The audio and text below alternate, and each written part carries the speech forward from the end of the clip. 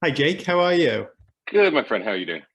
Yeah, great, thank you. And real pleasure to be able to speak to you today for this film because such a fun movie and such a great movie to look at. But I think something that really blew me away was how Mjolnir is used throughout the film, particularly as we get to see some new powers. So how much fun was it for you to explore those different ways to utilize the hammer in this film? It's a bit of a treat, really, because it's like to me. You may or may not know this, but this is my fourth Thor film. Yeah. So having had like all four, at a certain point, there's only so many notes you can play on a piano. You think, so it's kind of a treat to suddenly. All right, so the thing's shattered. It's in pieces. That suddenly gives us.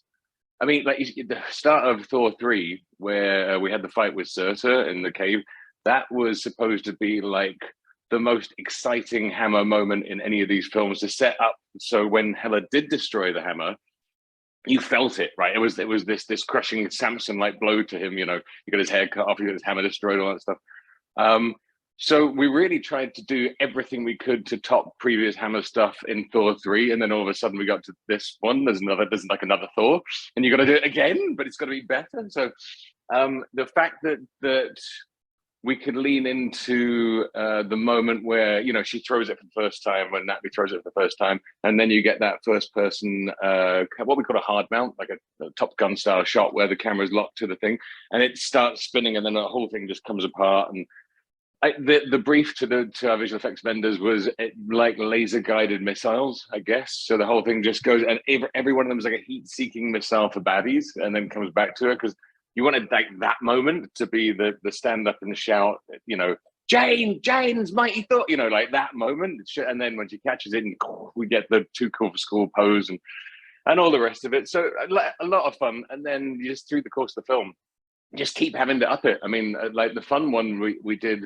one of my faves, which happens in a blink of an eye, is on the Moon of Shame in the black and white sequence where Natalie turns around and there's a monster behind her, and just she's already fired the hammer, so it's in pieces, and she's just got the spiky bit, and she just jams it in the bottom of one of the monster's chins, and then all the pieces then come back again and join the hammer and just blow things ahead.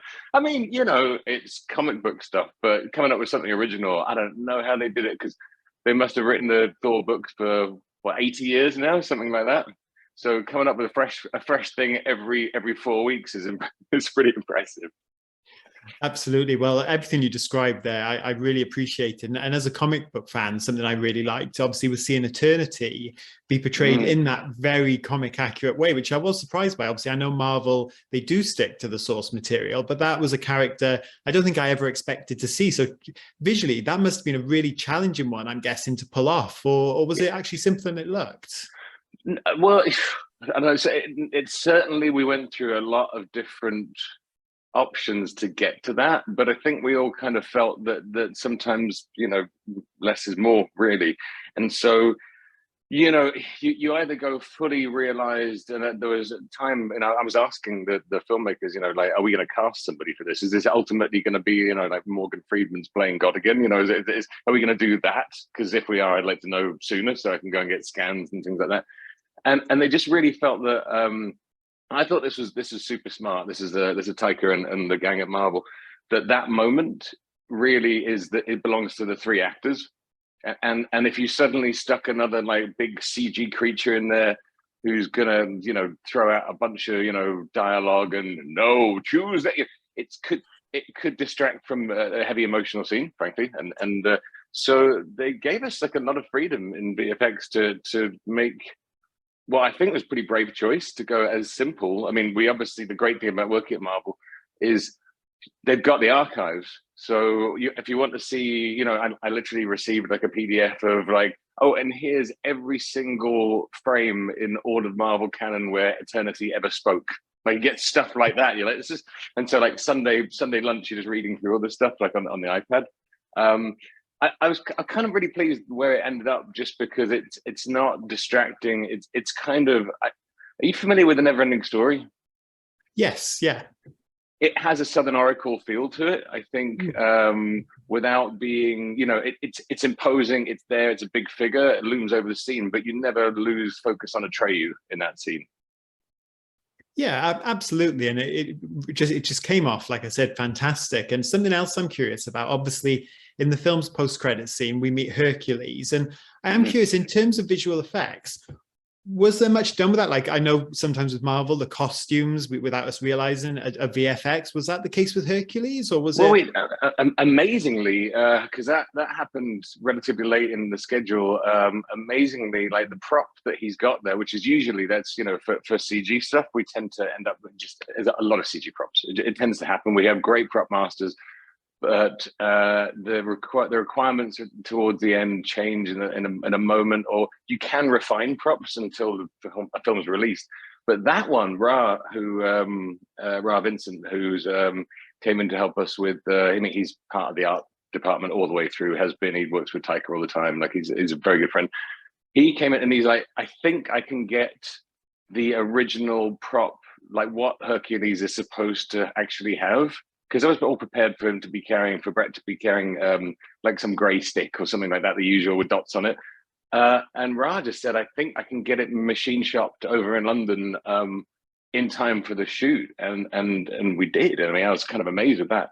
The logistics, I have to tell you, the logistics of pulling off that, we had an extraordinary, I don't know how well known this is, but it's an extraordinary day where we were based in Burbank, and it was myself and Taika and creative execs from Marvel. And we basically had a shoot set up in Pinewood in London in the morning, and we had a live video link to that, so Taika could talk to everybody, and we had the ADs there, and we had one of our other teams that were working on VFX doing prepping stuff, blue screens, all the usual palaver. And we did that, and that was morning, and then we went kind of dark for a bit and did a couple of other things, and then in the afternoon we shot the other side of the scene, which is in Sydney, where Russell Crowe was. Like so it literally was, and so like Taika's just sitting there in the control room, like in our big screening room at Marvel, and sort of you're sitting there going, the man may never leave a seat again. This is just like, this is a director's dream. It's, you could just like, you do this, and he's able to chat, and you can see the actors can see him and all the rest of it. It was pretty cool. And then of course we have to build the environments and all the rest of it, the usual stuff. But yeah, pretty exciting. And it's one of the fun things that you learn with working with Marvel for a long period of time is they're not afraid to make huge jumps and just have a good idea and just jump at it and never stop and think, is it possible? just sort of do or try the hardest to do that. So I'm really pleased to see that little, the tag scene came together as well as it did. I mean, like, we had to design the entire environment out of nothing. Like Ra got us the proper prop and all the rest of it. Brett looked great. I mean, it's cool. Russell looked great. We had to put the burn hole in there, like, because he'd been shot with Thunderbolt and all the rest of it. And we were able to get like all the original Zeus sets, as they're known, from the Golden Temple. That's all of the same gang that we had for the main shoot in Sydney. But just back in for that tag. So it's kind of a bit blessed, that one, really. And it's such a fun end to the film, I think. Oh yeah, well, I loved it, and I thought something else as well. Marvel does do such a great job with VFX, where you can't tell at this point what is and isn't real. But for you, obviously being the VFX supervisor on this film, are there any effects that you're particularly proud of that someone like me sitting at home isn't going to know is an effect, and it's that well hidden and that well integrated in the film? Yeah, I mean, I think there's something that we did which is brand new technology, and it's based upon some research that was done years ago by the gang Paul de Bebeck's team. There's all sorts of interesting ways to work with lighting, and what I was trying to do on this one was, there's a lot of lighting that tends to be slightly non-committal in superhero films, just because you never really know quite what the environment's going to be like. Best will in the world, you get some concept art on set. The director of photography does the bet, okay, the sun's probably here, the other moon's going to be, and you just get something which the criticism for superhero films often to me is that they relatively homogenous from a lighting point of view. The bold moves are hard to do because they're usually wrong. If you do these really, really hardcore lighting choices, they're often wrong when you get to the edit suite. So we, on the Moon of Shame, I think is the bit that I'm most excited about. Where we used this never been used in film before, but it's this incredible technology that lets you light an actor or an entire stage, is the way we did it, with effectively completely different lighting sources simultaneously, shoot the thing just like you're shooting it with a normal camera. It's a high-speed camera, but a normal camera. Do all the normal camera moves, all the rest of it, and then strip out every single light that you've got there and put them all in a separate little bag, basically. So then you get 6 different layers of the identical footage, but all lit from different sides. So what that meant for me was, as the edit changed, if Taika wanted just this bit of gore coming in, doing this, and then running off again, because we're on the Moon of Shame and the lights wheeling and going crazy, there was no way that I could do that on set and get that right every time, because you just don't know what the edit is. So this way, we were able to actually then layer with our VFX vendor and mix between all those lights one after another, and then build the CG environment that supported that move. But you've got the actors are really lit with real light, and you're choosing it later. And then just as a bonus, if somebody's firing lightning, which they do all the time in these films, at somebody else, the influence of that light, if it's coming from you to me, you literally just pull that light source, and then you key in the bit of the real light that you would have had on the actor. But it's like the perfect interactive light if that really happened. And I'm excited to do that, because in a counterintuitive way, we're not relying on CG heavily. We're relying on the actors, which I guess from a VFX point of view, that sounds simpler, but it was so much harder to do than it would be to just go the CG route. So I'm really kind of proud of that sequence anyway. Moon of Shame, I think, is a really beautiful sequence. To me, it stands out like the Valkyrie flashback did in Thor 3. And we worked with the same team on that. It's just a generation ahead in terms of our lighting technology. So that's kind of the most proud. And a lot of people just wouldn't think of it. They just go like, oh, it's cool, black and white sequence, and the light just moves left to right. Fine. Well, absolutely. Well, that is blown my mind. And Jake, what a pleasure to be able to pick your mind about this film, because I had a really fun time with it. And again, like I said, just a stunning movie to look at. So thanks so much, and look forward to seeing what you do next in the MCU.